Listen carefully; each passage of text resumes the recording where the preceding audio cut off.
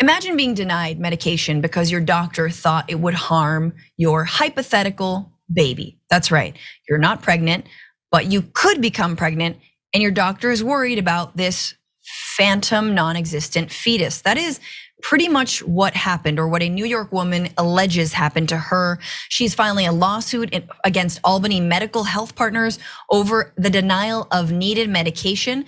Her name's Tara Rule, and in 2022, she was denied medication to treat a debilitating condition called cluster headaches. There's a technical term, but it gives her cluster headaches because her neurologist told her she was of childbearing age. The medication could potentially cause birth defects of a hypothetical fetus.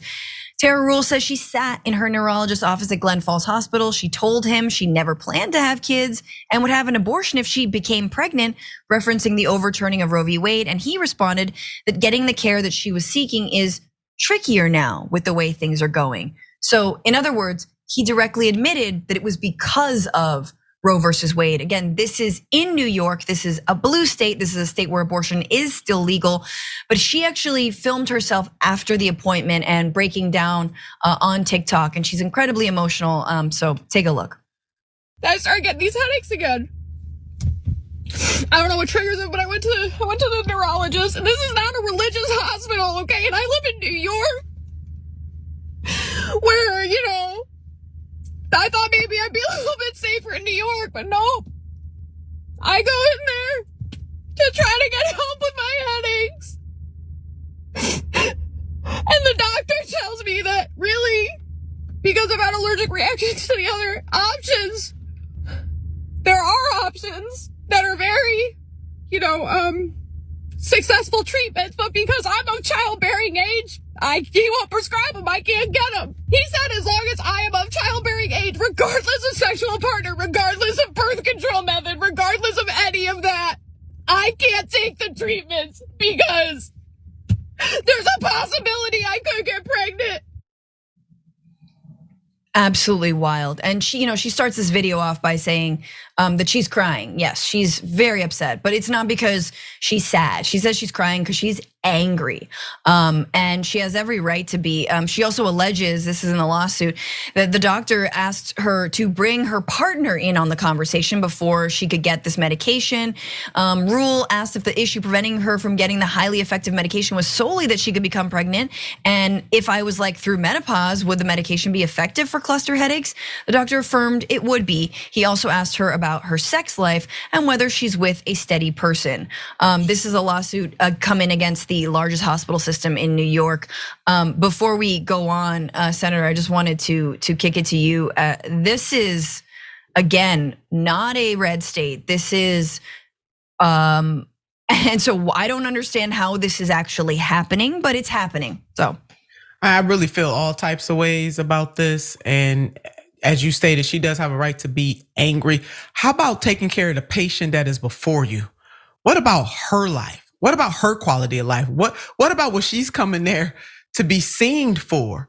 Now, it's one thing to warn a patient, about the complications of a medicine or the maybe unintended consequences of a medication or how it may impact you both presently and into the long term. But it's another thing to flat out deny her the medication, then humiliate her, because there's a lot of humiliation and shaming going on. And then having the pure unadulterated gall to tell a grown woman to bring her partner in as if she does not have control of her own faculties, her own body, her own decisions. And if that's not enough, as you laid out, Francesca, this is in New York.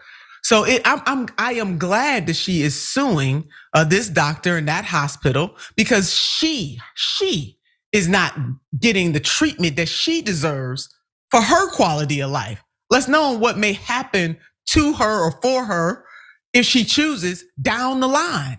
Mm-hmm. Yeah, absolutely. And I just saw this story and I was like, get him out of there. Take his license away. This is awful. And we're talking about this is a disorder. It's a rare genetic disorder that she has. She goes on and she says, why would I ever also want to bring another person into my life? I live in pain every single day. She says she has suicidal ideation, and I believe the condition that she has actually leads to a lot of people in similar situations to take their own life because they're unable to get any kind of relief from the pain. And people who have chronic pain, you understand what that is like, right? So she told Jezebel, this was a year ago, but now she's bringing her lawsuit.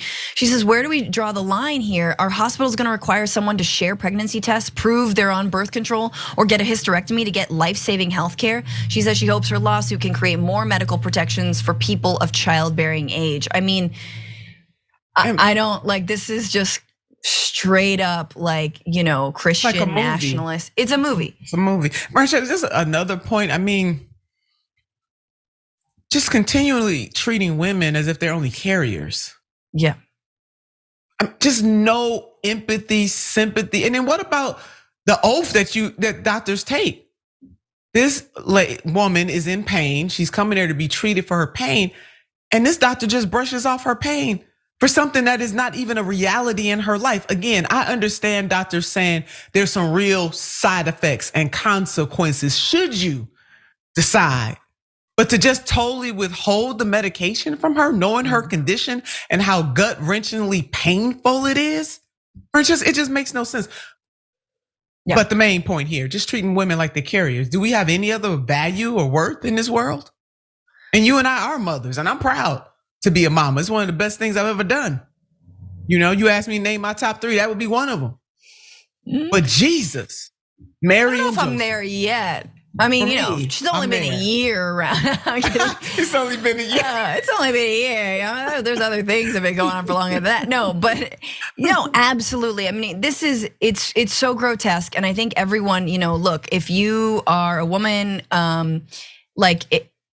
obviously you understand what this is like. If you're not, I would like you to put yourself in our position, right? Imagine being treated effectively like a second-class citizen, and everyone needs to stand up, and everyone needs to, no matter where you are, no matter what state you're in, you're not safe. As she has said, this is in, technically, arguably a state where Roe is still legal.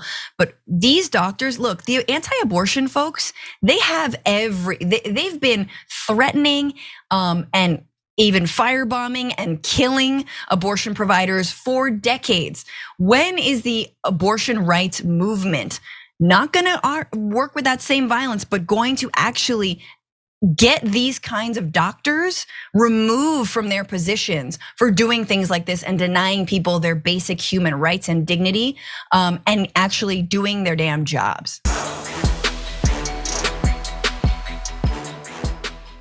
For more political news, breakdowns, interviews, stories of activism, and me trying my hardest to care about the occasional big celebrity news story, subscribe to our YouTube channel at youtube.com/The Damage Report. And you can ring the bell wherever it is so you don't miss anything.